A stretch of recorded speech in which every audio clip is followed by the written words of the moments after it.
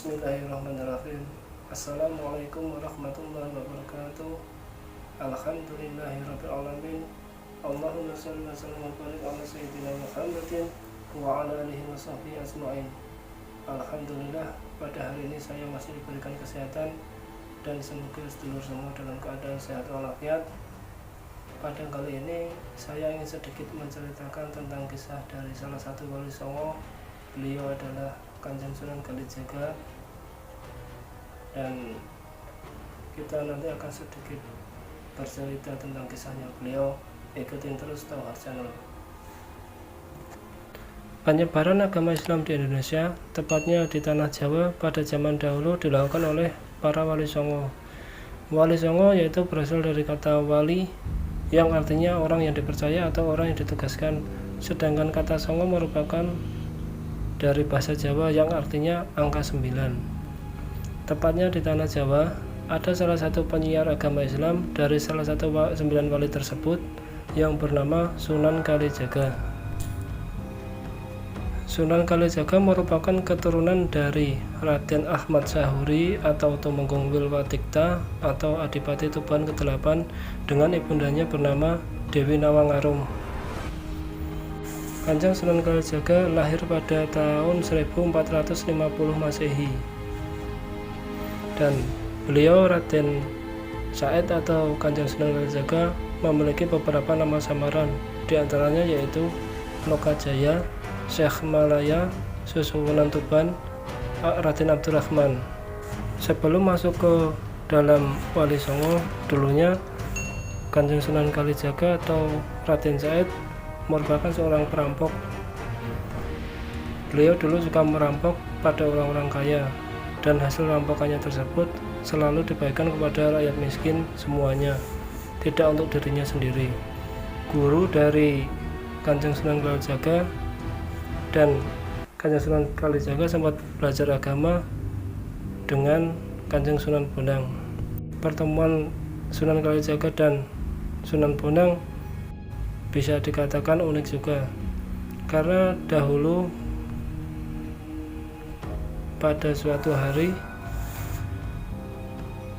Sunan Kalijaga atau Raden Said berada di hutan. Ia melihat seorang kakek tua yang bertongkat.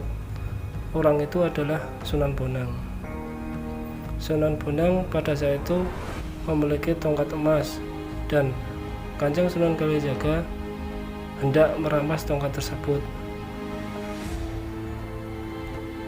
Sempat dikatakan oleh Sunan Bonang kepada Sunan Kalijaga, "Kenapa kamu merampok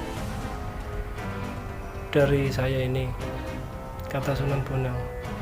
Dijawab oleh Sunan Kalijaga, kata dari Sunan Kalijaga, hasil rampokan ini akan dibagikan kepada orang-orang yang miskin. Tetapi dilanjutkan dan dijawab oleh Sunan Bonang bahwasanya apa yang kamu lakukan, Sunan Kalijaga, ini salah, dan Sunan Bonang tidak membenarkan cara itu. Kemudian Sunan Bonang menasihati Sunan Kalijaga atau Raden Said bahwasanya Allah Subhanahu wa Ta'ala tidak akan menerima amal buruk seseorang dengan cara yang salah. Pada waktu itu Sunan Bonang sempat menunjukkan buah aran emas, dan Sunan Kalijaga disuruh mengambil buah tersebut. Dan kemudian Sunan Kalijaga sempat heran dengan buah aran tersebut kok bisa berubah menjadi emas. Dengan demikian Sunan Kalijaga sempat meminta untuk menjadi murid dari Sunan Bonang. Sunan Kalijaga selalu mengikuti Sunan Bonang kemanapun Sunan Bonang pergi, hingga akhirnya Sunan Bonang ke sungai diikuti oleh Sunan Kalijaga. Di situ Kanjeng Sunan Kalijaga berkata bahwa beliau ingin menjadi murid dari Sunan Bonang. Kemudian Sunan Bonang menyuruh Raden Said untuk bersemedi sambil menjaga tongkat yang ditancapkan di tepi sungai. Raden Said atau Sunan Kalijaga tidak boleh beranjak dari tempat tersebut sebelum Sunan Bonang datang. Kemudian Kanjeng Sunan Kalijaga melaksanakan apa yang diperintahkan oleh Kanjeng Sunan Bonang.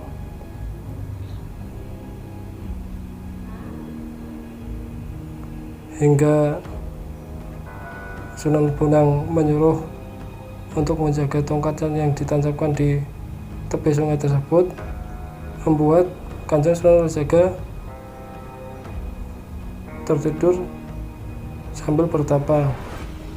3 tahun kemudian, Kanjeng Sunan Bonang datang dan membangunkan Raden Said atau Sunan Kalijaga karena ia telah menjaga tongkatnya yang ditancapkan di tepi sungai tersebut. Maka Raden Said diganti namanya menjadi Kalijaga.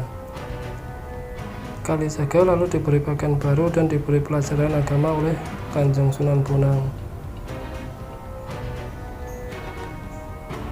Kanjeng Sunan Kalijaga lalu melanjutkan dakwahnya dan dikenal sebagai Sunan Kalijaga.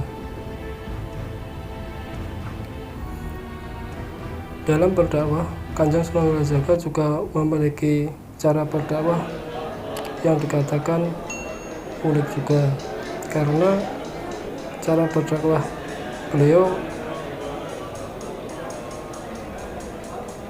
dengan menggunakan beberapa kesenian dan kebudayaan lokal. Beberapa kesenian yang dilakukan oleh Kanjeng Sunan Kalijaga diantaranya yaitu dengan menggunakan alat musik gamelan, perwayangan, dan hingga beliau sempat menciptakan lagu Ilir-Ilir Gunul-Gunul Pacul. Dan lagu tersebut hingga sekarang masih bisa dinikmati oleh orang-orang yang ada di bumi ini. Melalui cara begitulah Kanjeng Sunan Kalijaga berdakwah dengan kesenian, dengan budaya lokal, dan beliau sangat toleran terhadap budaya-budaya tersebut.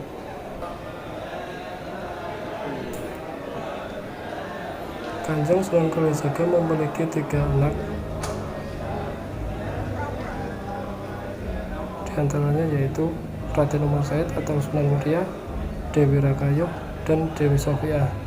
Sedangkan istri beliau Sunan Kalijaga adalah Dewi Saroh binti Maulana Ishak. Kanjeng Sunan Kalijaga wafat pada tahun 1513 Masehi di Katilangu, Demak, Jawa Tengah, dan dimakamkan di sana. Sampai sekarang pun makam dari Kanjeng Sunan Kalijaga masih banyak orang yang berziarah di sana, dan makamnya tiap hari selalu ramai.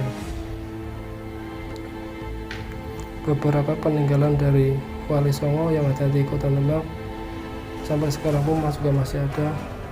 Salah satunya adalah Masjid Agung Demak,